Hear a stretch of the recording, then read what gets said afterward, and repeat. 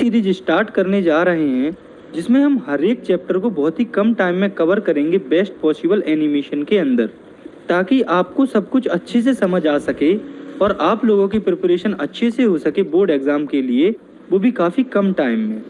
तो चलिए स्टार्ट करते हैं।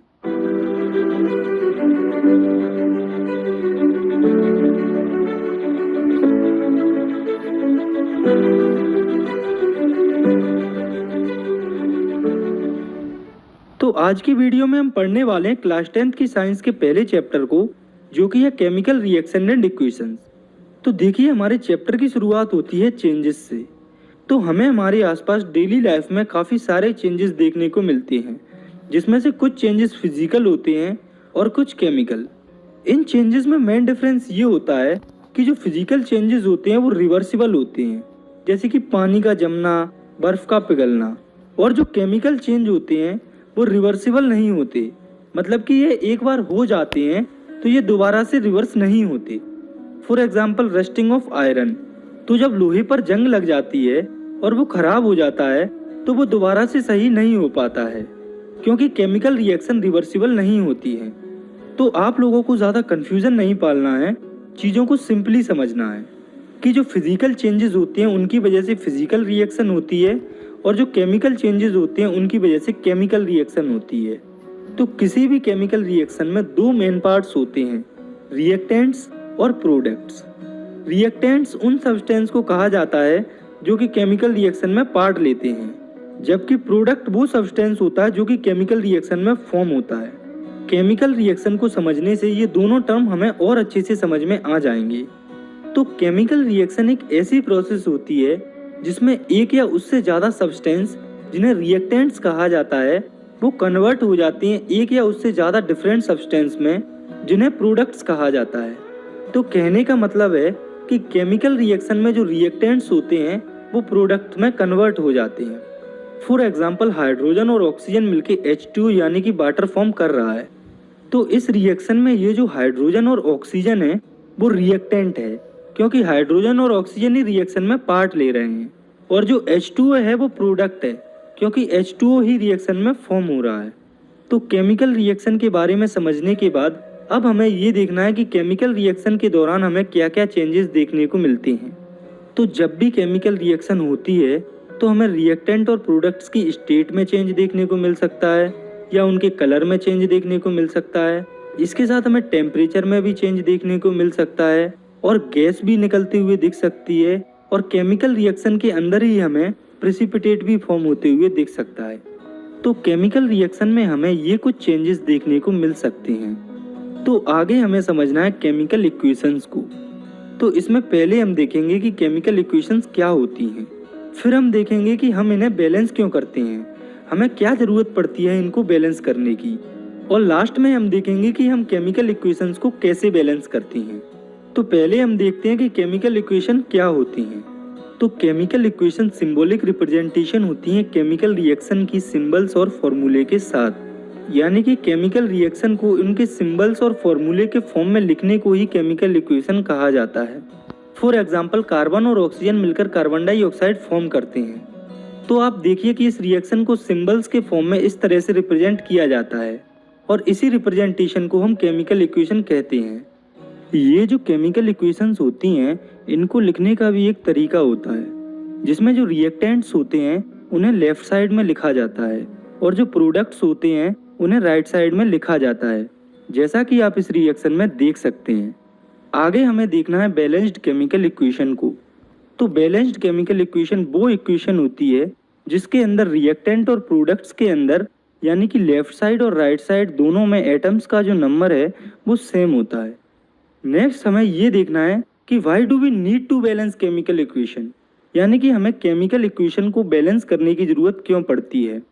तो हमें केमिकल इक्वेशन को बैलेंस करने की ज़रूरत इसीलिए पड़ती है क्योंकि law of conservation of mass के according mass can neither be created nor be destroyed in a chemical reaction, यानी कि किसी भी केमिकल रिएक्शन में मास को ना ही क्रिएट किया जा सकता है और ना ही डिस्ट्रॉय किया जा सकता है। मास हमेशा सेम रहता है। तो ऐसा तो जब होगा जब रिएक्टेंट का मास और प्रोडक्ट का मास सेम हो, और मास सेम तब होगा जब रिएक्टेंट में एटम का नंबर और प्रोडक्ट में एटम्स का नंबर सेम हो, क्योंकि अगर ऐसा नहीं होगा तो law of conservation of mass apply नहीं होगा। तो ये तो हमने देख लिया कि केमिकल इक्वेशंस को बैलेंस्ड होना चाहिए। अब हम ये देखते हैं कि इन केमिकल इक्वेशंस को बैलेंस्ड कैसे किया जाता है। तो केमिकल इक्वेशंस को किसी स्पेसिफिक मेथड से नहीं, simply hit and trial method से बैलेंस किया जाता है। तो अब हम एक केमिकल इक्वेशन को बैलेंस करने का ट्राई करते हैं। तो इस रिएक्शन में आयरन वाटर के साथ रिएक्ट करके आयरन ऑक्साइड और हाइड्रोजन फॉर्म कर रहा है। तो आप इस रिएक्शन को ध्यान से देखिए, इसमें रिएक्टेंट्स और प्रोडक्ट्स के अंदर एटम का नंबर सेम नहीं है और ये इक्वेशन अनबैलेंस्ड है। तो चलिए अब हम इस रिएक्शन को बैलेंस्ड करते हैं। तो आपको एक बात याद रखनी है कि किसी भी केमिकल इक्वेशन को बैलेंस करने के लिए हम जो चेंज करते हैं, तो उसके लिए हम हर एक पर्टिकुलर एलिमेंट या कंपाउंड को ब्रैकेट में बंद कर देते हैं। फिर हमें जो कुछ भी मल्टीप्लाई या कुछ भी चेंज करना होता है तो वो पूरे एलिमेंट या कंपाउंड पर ही होता है जो कि ब्रैकेट में होते हैं। तो केमिकल इक्वेशन की बैलेंसिंग को ईजी बनाने के लिए हम एक टेबल बना लेते हैं, जिसमें हम एक कॉलम में एलिमेंट्स के नाम, अगले कॉलम में रिएक्टेंट्स के एटम के नंबर और नेक्स्ट कॉलम में प्रोडक्ट्स के एटम के नंबर को लिख लेंगे। तो अब हम टेबल के थ्रू इस रिएक्शन को बैलेंस करते हैं। तो सबसे पहले एलिमेंट है आयरन।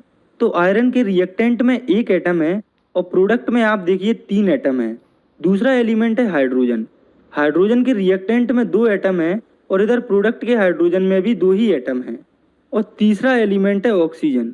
तो ऑक्सीजन के रिएक्टेंट में 1 एटम है और प्रोडक्ट में 4 एटम है।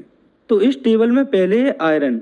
तो अगर हम इधर रिएक्टेंट की साइड 3 का मल्टीप्लाई कर देते हैं तो दोनों साइड रिएक्टेंट और प्रोडक्ट में एटम का नंबर सेम हो जाएगा। नेक्स्ट है हाइड्रोजन। तो आप देखिए कि हाइड्रोजन के एटम का नंबर रिएक्टेंट और प्रोडक्ट दोनों में सेम ही है, जो कि है 2-2 एटम। और लास्ट और थर्ड एलिमेंट है ऑक्सीजन। तो ऑक्सीजन के रिएक्टेंट में एटम का नंबर है 1 और प्रोडक्ट में 4 एटम्स हैं। तो अगर हम इधर रिएक्टेंट की साइड ऑक्सीजन में 4 का मल्टीप्लाई कर देंगे तो दोनों साइड ऑक्सीजन के एटम बराबर हो जाएंगे। लेकिन हमने अभी देखा, यदि कोई 2 एलिमेंट भी अगर कंपाउंड फॉर्म में दिए हुए हों तो उसको बैलेंस करने के लिए उस पूरे कंपाउंड में मल्टीप्लाई होता है। तो हम इस H2O में 4 का मल्टीप्लाई कर देंगे तो इस पूरे H2O में 4 का मल्टीप्लाई होने से ऑक्सीजन तो बैलेंस हो जाएगा, लेकिन जो रिएक्टेंट में हाइड्रोजन है वो 4 का मल्टीप्लाई होने से उसमें 8 एटम्स हो जाएंगे और ये अनबैलेंस हो जाएगा, क्योंकि उसके प्रोडक्ट में 2 ही हाइड्रोजन है। तो हाइड्रोजन को बैलेंस करने के लिए हम प्रोडक्ट के हाइड्रोजन में 4 का मल्टीप्लाई कर देंगे। तो अब आप देखिए इस रिएक्शन में तीनों एलिमेंट आयरन, हाइड्रोजन और ऑक्सीजन बैलेंस हो चुके हैं और उनके रिएक्टेंट्स और प्रोडक्ट्स में एटम्स का नंबर बराबर हो चुका है। जैसा कि आप इस टेबल में देख सकते हैं कि आयरन के रिएक्टेंट और प्रोडक्ट में 3-3 एटम हैं, हाइड्रोजन में 8-8 एटम्स हैं, वहीं पर जो ऑक्सीजन है उसमें 4-4 एटम्स हैं दोनों रिएक्टेंट्स और प्रोडक्ट्स में। तो ये जो रिएक्शन लिखी थी वो अनबैलेंस्ड थी, लेकिन हमने अभी इस टेबल में सभी एलिमेंट्स को बैलेंस किया है। तो चलिए अब हम इस रिएक्शन को बैलेंस्ड तरीके से लिख लेते हैं। तो ये हो जाएगी 3Fe + 4H2O gives Fe3O4 + 4H2। तो अब आपकी समझ में आ गया होगा कि हम केमिकल इक्वेशंस को कैसे बैलेंस कर सकते हैं। आप खुद से भी कुछ केमिकल इक्वेशंस को बैलेंस करके इसकी प्रैक्टिस कर सकते हैं। इसका जो तरीका है वो बिल्कुल सिंपल है, जो कि मैंने आपको बता दिया है।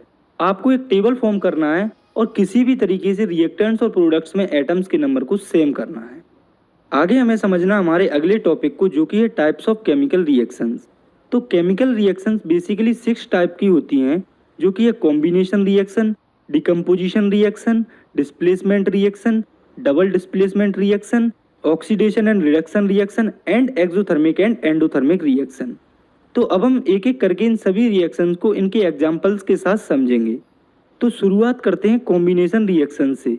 तो ऐसी रिएक्शन जिसमें 2 या उससे ज़्यादा रिएक्टेंट्स मिलकर एक सिंगल प्रोडक्ट फॉर्म करते हैं उसे कॉम्बिनेशन रिएक्शन कहा जाता है। इसके एग्जाम्पल्स हो जाएंगे बर्निंग ऑफ कोल। तो आप देखिए कि जब कार्बन ऑक्सीजन की प्रेजेंस में जलता है तो CO2 गैस फॉर्म होती है। तो यहाँ पर हुआ क्या, कार्बन और ऑक्सीजन मिलकर CO2 गैस फॉर्म कर रहे हैं, यानी कि 2 रिएक्टेंट्स जो कि है कार्बन एंड ऑक्सीजन वो मिलकर एक product carbon dioxide gas form कर रहे हैं। इसका एक और एग्जाम्पल हो जाएगा फॉर्मेशन ऑफ वाटर। तो इस रिएक्शन में आप देखिए हाइड्रोजन और ऑक्सीजन मिलकर H2 यानी कि वाटर फॉर्म कर रहे हैं। तो आप इन दोनों रिएक्शन में ही देख सकते हैं कि जो 2 रिएक्टेंट हैं वो मिलकर एक प्रोडक्ट फॉर्म कर रहे हैं। इन्हें ही हम कॉम्बिनेशन रिएक्शन कहते हैं। इसके बाद केमिकल रिएक्शन का दूसरा टाइप है डिकम्पोजिशन रिएक्शन। तो डिकम्पोजिशन का मतलब होता है टूट जाना। तो ऐसी केमिकल रिएक्शन जिसमें एक सिंगल रिएक्टेंट दो या उससे ज़्यादा प्रोडक्ट्स में ब्रेक डाउन हो जाता है, यानी कि टूट जाता है, उसे डिकम्पोजिशन रिएक्शन कहा जाता है। तो अब आप ये सोचिए कि कोई भी रिएक्टेंट या सब्सटेंस क्यों टूटता है। तो इसका आंसर है कि कोई भी रिएक्टेंट या सब्सटेंस किसी न किसी एनर्जी की वजह से टूटता है। मतलब कि रिएक्टेंट के ब्रेकडाउन होने में, या हम कह सकते हैं डिकम्पोजिशन रिएक्शन में, कोई ना कोई एनर्जी इन्वॉल्व होती है। और इस एनर्जी के बेसिस पर रिएक्टेंट्स के ब्रेकडाउन के कारण जो डिकम्पोजिशन रिएक्शन होती है वो 3 टाइप्स की होती है, जो कि है thermal decomposition, electrolytic decomposition and photolytic decomposition. तो सबसे पहले है थर्मल डिकम्पोजिशन। तो थर्मल का मतलब होता है हीट। तो ऐसा डिकम्पोजिशन जो कि हीट के द्वारा हो रहा हो उसे थर्मल डिकम्पोजिशन कहा जाता है। फॉर एग्जाम्पल, जब कैल्शियम कार्बोनेट CaCO3 जो कि लाइमस्टोन होता है उसे हीट किया जाता है तो वो कैल्शियम ऑक्साइड CaO, जिसे क्विकलाइम भी कहा जाता है, उसमें और CO2 में ब्रेक हो जाता है। नेक्स्ट डिकम्पोजिशन है इलेक्ट्रोलाइटिक डिकम्पोजिशन।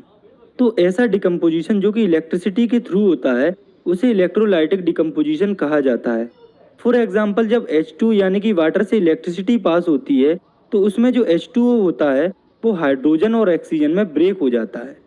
तीसरे टाइप का डिकम्पोजिशन है फोटोलाइटिक डिकम्पोजिशन। तो फोटो वर्ड का साइंस में मतलब होता है सनलाइट। तो ऐसा डिकम्पोजिशन जो कि सनलाइट के थ्रू होता है उसे फोटोलाइटिक डिकम्पोजिशन कहा जाता है। फॉर एग्जाम्पल, जब सिल्वर क्लोराइड पर सनलाइट पड़ती है तो वो सिल्वर और क्लोरीन में ब्रेक हो जाता है। तो ये थे डिकम्पोजिशन रिएक्शन के 3 टाइप्स जिन्हें हमें समझना था। आगे हमें समझना है अगले टाइप की केमिकल रिएक्शन को, जो कि है डिस्प्लेसमेंट रिएक्शन। तो ये ऐसी रिएक्शन होती है जिसमें ज़्यादा reactive element less reactive element को डिस्प्लेस कर देता है उसके कंपाउंड या सॉल्यूशन से। फॉर एग्जाम्पल, जब जिंक रिएक्ट करता है कॉपर सल्फेट से तो जिंक कॉपर से ज़्यादा रिएक्टिव होता है। तो ज़्यादा रिएक्टिव होने के कारण जिंक कॉपर को डिस्प्लेस कर देता है और जिंक सल्फेट फॉर्म कर लेता है और कॉपर अलग हो जाता है, जैसा कि आप इस रिएक्शन में देख सकते हैं। Zn + CuSO4 gives ZnSO4 + Cu। तो यहाँ पर हुआ क्या, जिंक जो कि ज़्यादा रिएक्टिव था कॉपर से, उसने कॉपर को डिस्प्लेस कर दिया उसी के सॉल्यूशन से। नेक्स्ट और चौथे टाइप की केमिकल रिएक्शन है डबल डिस्प्लेसमेंट रिएक्शन। तो इसके नाम से ही पता चल रहा है कि इसमें 2 चीज़ें डिस्प्लेस हो रही हैं। तो ऐसी रिएक्शन जिसमें 2 अलग अलग आयंस या एटम्स के ग्रुप रिएक्टेंट मॉलिक्यूल्स के अंदर एक दूसरे को डिस्प्लेस करें तो उस रिएक्शन को डबल डिस्प्लेसमेंट रिएक्शन कहते हैं। इसको और सिंपली आप ऐसे समझिए कि ऐसी रिएक्शन जिसमें एक रिएक्टेंट का एक पार्ट दूसरे रिएक्टेंट के एक पार्ट से डिस्प्लेस हो जाए उसे डबल डिस्प्लेसमेंट रिएक्शन कहते हैं। इसको और ज़्यादा सिंपली समझने के लिए आप इस इक्वेशन को देखिए, AB + CD gives AD + CB। तो इस रिएक्शन में आप देखिए कि पहले रिएक्टेंट का एक पार्ट B दूसरे रिएक्टेंट में पहुंच गया और दूसरे रिएक्टेंट का एक पार्ट D पहले रिएक्टेंट में आ गया और प्रोडक्ट बन गया AD + CB।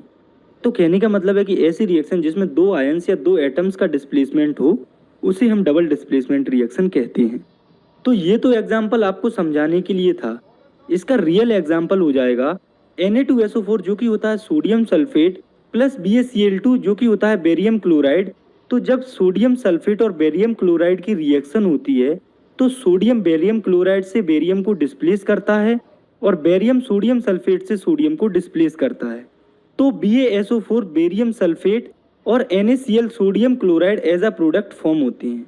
तो ऐसी रिएक्शन जिनमें आयंस का एक्सचेंज होता है उनके रिएक्टेंट्स के बीच में उसे डबल डिस्प्लेसमेंट रिएक्शन कहा जाता है।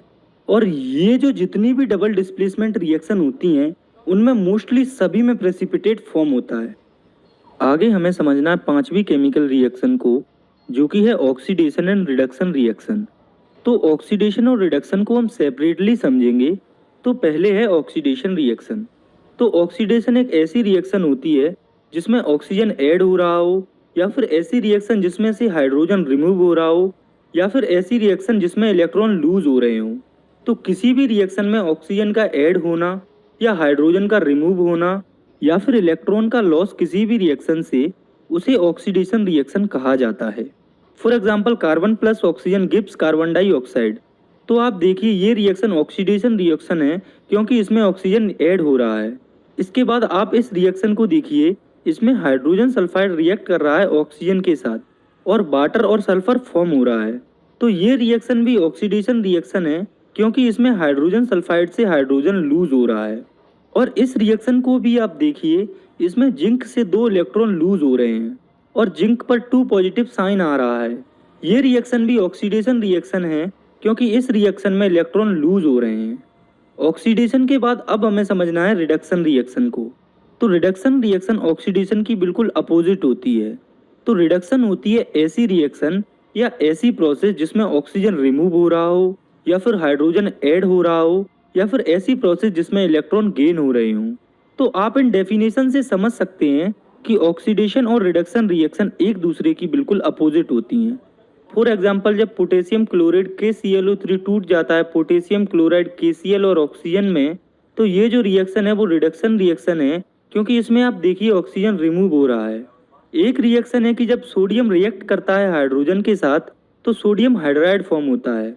तो आप देखिए इस रिएक्शन में हाइड्रोजन ऐड हो रहा है सोडियम के साथ, इसलिए ये भी रिडक्शन रिएक्शन होगी। एक और रिएक्शन है जिसमें जिंक में 2 इलेक्ट्रॉन्स ऐड हो रहे हैं, तो ये रिएक्शन भी रिडक्शन रिएक्शन है, क्योंकि इसमें इलेक्ट्रॉन ऐड हो रहे हैं। तो देखिए आपको रिडक्शन और ऑक्सीडेशन रिएक्शन में ज़्यादा कन्फ्यूजन नहीं रखना, आपको जो सिंपल डेफिनेशन और एग्जाम्पल्स अभी समझाए हैं उनको याद रखना है। तो जिस रिएक्टेंट या सब्सटेंस का ऑक्सीडेशन होता है उसे ऑक्सीडाइज्ड कहा जाता है, और जिस रिएक्टेंट या सब्सटेंस का रिडक्शन होता है उसे रिड्यूस्ड कहा जाता है। और वहीं पर जब किसी रिएक्शन में ऑक्सीडेशन और रिडक्शन रिएक्शन एक साथ होती है तो उस रिएक्शन को रिडॉक्स रिएक्शन कहा जाता है। For example, zinc oxide ZnO plus carbon gives Zn plus CO। तो आप देखिए इस रिएक्शन में जिंक ऑक्साइड रिड्यूस्ड हो रहा है जिंक में और कार्बन ऑक्सीडाइज्ड हो रहा है कार्बन मोनोऑक्साइड में। ऐसे ही आप एक और एग्जाम्पल को देखिए, CuO plus H2 gives Cu plus H2O। तो इस रिएक्शन में आप देखिए कॉपर ऑक्साइड रिड्यूस हो रहा है कॉपर में और यहाँ पर रिडक्शन रिएक्शन हो रही है। वहीं पर हाइड्रोजन ऑक्सीडाइज हो रहा है और उसकी ऑक्सीडेशन रिएक्शन हो रही है। तो ऊपर की 2 रिएक्शन से हम ये कह सकते हैं कि अगर कोई सब्सटेंस ऑक्सीजन गेन करता है या हाइड्रोजन को लूज करता है रिएक्शन के टाइम पर, तो उसे ऑक्सीडाइज्ड कहा जाता है। वहीं पर अगर कोई सब्सटेंस ऑक्सीजन को लूज करता है या हाइड्रोजन को गेन करता है तो उसे रिड्यूस्ड कहा जाता है। इसके बाद हमें समझना है लास्ट टाइप की केमिकल रिएक्शन को, जो कि है एक्सोथर्मिक एंड एंडोथर्मिक रिएक्शन। तो एक्सोथर्मिक रिएक्शन वो रिएक्शन होती है जिसमें हीट इवॉल्व होती है, यानी कि हीट निकलती है। For example, burning of natural gas. तो जब मीथेन यानी कि CH4 जब ऑक्सीजन में बर्न होती है तो CO2 और वाटर फॉर्म होता है और साथ में लार्ज अमाउंट में हीट एनर्जी निकलती है। इसके साथ साथ जो रेस्पायरेशन की प्रोसेस होती है वो एक्सोथर्मिक रिएक्शन होती है, क्योंकि उसमें एनर्जी हीट के फॉर्म में रिलीज होती है। इसके बाद है एंडोथर्मिक रिएक्शन। तो ये रिएक्शन बिल्कुल अपोजिट होती है एक्सोथर्मिक रिएक्शन की। ये वो रिएक्शन होती है जिसमें हीट एनर्जी एब्जॉर्ब होती है। फॉर एग्जाम्पल, मरकरिक ऑक्साइड जब मरकरी और ऑक्सीजन में टूटता है तो उस प्रोसेस में काफ़ी ज़्यादा हीट एनर्जी एब्जॉर्ब होती है। एंडोथर्मिक रिएक्शन का मोस्ट पॉपुलर एग्जाम्पल है फोटोसिंथेसिस। तो जो फोटोसिंथेसिस रिएक्शन होती है उसमें सन की हीट एनर्जी को एब्जॉर्ब किया जाता है, इसलिए फोटोसिंथेसिस की जो रिएक्शन होती है वो एंडोथर्मिक रिएक्शन होती है। इसके बाद हमें समझना है इस चैप्टर के आखिरी टॉपिक को, जो कि है effect of oxidation in our daily life, यानी कि हमारी डेली लाइफ में ऑक्सीजन के क्या क्या इफेक्ट हमें देखने को मिलते हैं। तो हमें ऑक्सीजन के मेनली 2 इफेक्ट देखने को मिलते हैं, जो कि है कोरोजन एंड रेंसिडिटी। तो पहले हम देखते हैं कोरोजन को। तो कोरोजन एक ऐसा फिनोमिनन या ऐसी प्रोसेस होती है जिसमें मेटल की सरफेस धीरे धीरे खराब होने लगती है एयर, वाटर या किसी और केमिकल की रिएक्शन से, जो कि एटमॉस्फेयर में प्रेजेंट होते हैं। इसके एग्जाम्पल हो जाएंगे, आप सभी ने देखा होगा कि सिल्वर पर ब्लैक कोटिंग आ जाती है, यानी कि काली लेयर चढ़ जाती है, या फिर जो कॉपर होता है उस पर एक ग्रीन लेयर आ जाती है। और अगर आपने इन दोनों एग्जाम्पल्स को नोटिस नहीं किया है तो नहीं है, क्योंकि आप सभी ने लोहे पर जंग लगी हुई तो जरूर देखी होगी, तो वो भी कोरोजन के कारण ही होती है। आयरन के केस में कोरोजन को रस्ट कहा जाता है। तो कोरोजन के कारण काफ़ी मात्रा में car bodies, bridges, ships, iron railings and उनके साथ और भी कई मेटल्स जैसे कि सिल्वर और कॉपर खराब हो जाते हैं। तो कोरोजन एक नेचुरल और स्लो प्रोसेस होती है। ऐसा नहीं होता कि कोई भी मेटल 1 या 2 दिन में कोरोड हो जाए। और अगर हम चाहें तो इन मेटल्स को प्रिवेंट भी कर सकते हैं कोरोजन से। इसके लिए हमें बस सिंपल से कुछ स्टेप्स लेने होते हैं, जैसे कि हम आयरन के ऑब्जेक्ट्स को पेंट साथ कॉपर को बेकिंग सोडा और सॉल्ट का पेस्ट बनाकर उससे रेगुलर क्लीन करके इसको प्रिवेंट कर सकते हैं कोरोजन से। तो जो कोरोजन होता है वो काफ़ी हार्मफुल होता है मेटल्स के लिए, लेकिन इसके साथ साथ एक मेटल ऐसा भी होता है जिसके लिए कोरोजन काफ़ी बेनिफिशियल होता है, यानी कि उस मेटल को कोरोजन से फ़ायदा होता है, जो कि होता है एल्यूमिनियम। तो एल्यूमिनियम के केस में कोरोजन बेनिफिशियल होता है। इसके बाद है ऑक्सीजन का दूसरा इफेक्ट, जो कि है रेंसिडिटी। तो ये प्रोसेस होती है स्लो ऑक्सीडेशन की उन फूड मटेरियल्स की जिनमें ऑयल और फैट प्रेजेंट होता है, जिससे फूड का टेस्ट और उसकी स्मेल खराब हो जाती है। तो आपने कभी ना कभी काफ़ी फूड मटेरियल्स को खराब होते हुए देखा होगा, जैसे हमारे घरों में सब्जी और भी कई खाने की चीज़ें खराब हो जाती हैं। तो जो फूड मटेरियल्स होते हैं वो फैट और ऑयल्स के प्रेजेंट होने के कारण ऑक्सीडाइज हो जाते हैं, जिससे इनकी स्मेल और टेस्ट खराब हो जाते हैं और ये हमारी हेल्थ के लिए भी काफ़ी नुकसानदायक होते हैं। तो फूड को रेंसिडिटी से यानी कि ख़राब होने से प्रिवेंट करने के लिए कुछ मेथड्स होते हैं, जैसे कि हम फूड मटेरियल्स को रेंसिडिटी से प्रिवेंट करने के लिए एयर टाइट कंटेनर में रख सकते हैं, जिससे वो एयर के कांटेक्ट में नहीं आएंगे और रेंसिडिटी से प्रिवेंट रहेंगे। इसके साथ हम जो कुक्ड फूड होते हैं जिन्हें हम खुद पकाते हैं, उन्हें डायरेक्ट सनलाइट के कांटेक्ट से प्रिवेंट करके और रेफ्रिजरेटर में लो टेम्परेचर पर रखकर प्रिवेंट कर सकते हैं। इसके साथ साथ हम फूड मटेरियल्स को एंटीऑक्सीडेंट्स को भी ऐड करके प्रिवेंट कर सकते हैं रेंसिडिटी से। तो आप लोगों ने कभी ना कभी चिप्स तो खाए होंगे। तो जब आपने चिप्स खाए होंगे तो आपने एक चीज़ नोटिस की होगी कि चिप्स के पैकेट में चिप्स से ज़्यादा तो हवा भरी हुई होती है। तो आप लोगों ने कभी सोचा है कि चिप्स में गैस या हवा क्यों भरी होती है, और ये कौन सी गैस होती है जो चिप्स के अंदर भरी होती है? तो जो चिप्स होते हैं उनके अंदर मेनली नाइट्रोजन गैस भरी होती है, और ये इसीलिए भरी होती है क्योंकि ये गैस चिप्स को रेंसिडिटी से प्रिवेंट करती है, यानी कि इनको ऑक्सीडाइज होने से बचाती है। तो ये था आपका चैप्टर। आज की वीडियो में इतना ही। मिलते हैं इस सीरीज़ की नेक्स्ट वीडियो में। आप चाहें तो इस वीडियो को लाइक कर सकते हैं और इस चैनल को भी सब्सक्राइब कर सकते हैं, ताकि आपसे इस सीरीज़ की कोई भी वीडियो मिस ना हो। आई होप आपकी हेल्प हुई होगी।